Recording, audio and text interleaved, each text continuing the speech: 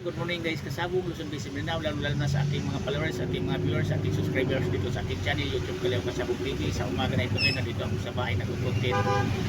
Ang topic natin ngayon, papaliwanag ko sa mabaguhan pa lang, ituturo ko sa inyo kung anong gustong kulay na papalabasin natin.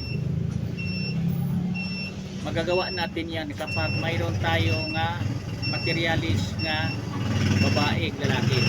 Ito na siya ang resulta. Pinagparis ko ang kulay puti kong lalaki at saka yung babae kong kulay pula. Yan o, may mga puti-puti na sa pakpak, nagkabatik na, kabilaan na yan. Yan o, may mga puti-puti na lumalabas. Unang anak pa lang ito sa puti ko nga pinaris ko sa babae nga pula. Ngayon ang gagawin ko, parang magkaroon ako ng batik-batik, ko tawagin lasak na kulay sa manok, parang maiba naman ang maiba-iba ang kulay sa gilagaan kong mga manok. Ito siya, kung pwede ko nang ipapalahi, kung sa tamang edad na, ang ipares ko nito yung kulay puti na babae, para nga ang magiging anak, ang mga resulta sa mga kulay batik-batik na pula na may halong puti. Ganun lang kasimple ang pag-alaga ng manok sa pagpapalahi. Kapag mayroon tayong sariling materialismo ay lalaki, walang imposible kapag hindi natin mapalabas ang gugustuhin natin kulay sa mamanokin natin. Parang magkaiba-ibang kulay ang ating mga alagang manok. Yan o, may mga puti-puti na.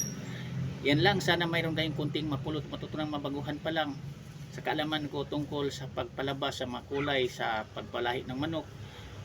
Na ang puti na lalaki, kung iparis natin sa babae nga kulay pula, lalabas na ang batik-batik. Tapos pag mayroon na tayong lalaki tulad nito, iparis natin sa kulay puti na babae para nga dumami na ang kulay na may puti at saka pula. Tawagin na yan og lasak, batik-batik na kulay, parang maiba naman.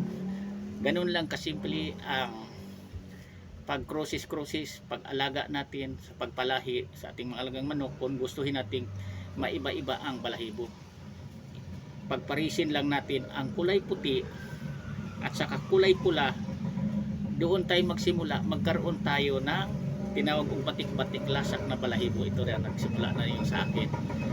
Ganyan lang kasimple. Kaya subaybayan nyo na lang ang aking mga content video, dahil dito ko ituturo ko sa inyo nga mga baguhan pa lang ang mga pamaraan ko kung papaano ko pinapalabas ang kulay na gustuhin ko nga alagaan. Katulad ng tinawag ko mga sweeter gray, regular gray lang din yan, ipinaris ko lang din sa sweater na kulay pulang mga babae. Kaya lumalabas na rin na mayroon akong sweater gray. Tapos ang unang anak sa babae ko nga sweater na ang ama pinaris ko talisay gray, ibalik ko rin sa ama nga gray. Kaya tinawag ko na talaga sila og sweater gray, balik sa ama. Ganito din ito siya, ang ama niya puti, ang ina niya, nanay niya pula.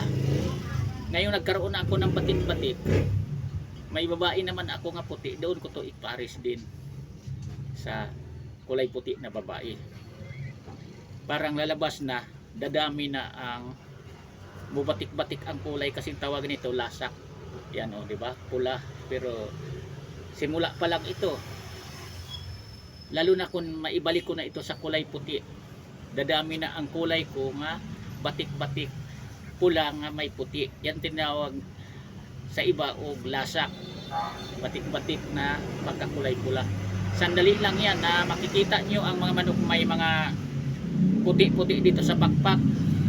May istoryan sa mga linyada sa mga puti nga manok. Makikita natin sa pakpak yan, kasi ito pagpatunay ko sa inyo, puti ang ama, pula ang ina. Nagsimula na siyang lumabas ang may pakpak niya, ang kalahati puti na, ang kalahati kulay pula. Yan lang, maraming salamat ulit sa panood. Sana mayroon kayong konting mapulot matuto ng mga baguhan pa lang tungkol sa kaalaman ko sa pagpalahig manok. kayong mga baguhan pa lang, i-try nyo na kung anong gusto nyong palabasin ng mga kulay na kahiligan nyo. Kayang-kaya nyo yan, basta mayroon lang kayong pinaka-importante, may babae kayo lalaki, yan lang ang pagpares-paresin nyo para ang lalabas ang mga kulay na gustuhin yung palabasin. Tulad ng damit natin, may batik din ito, ganun lang din ang pagpalahi sa isa kamanok. Kung anong gusto natin na kulay, lalabas din yan tulad nito. Yan lang, thank you, maraming salamat ulit. Thank you, bye bye.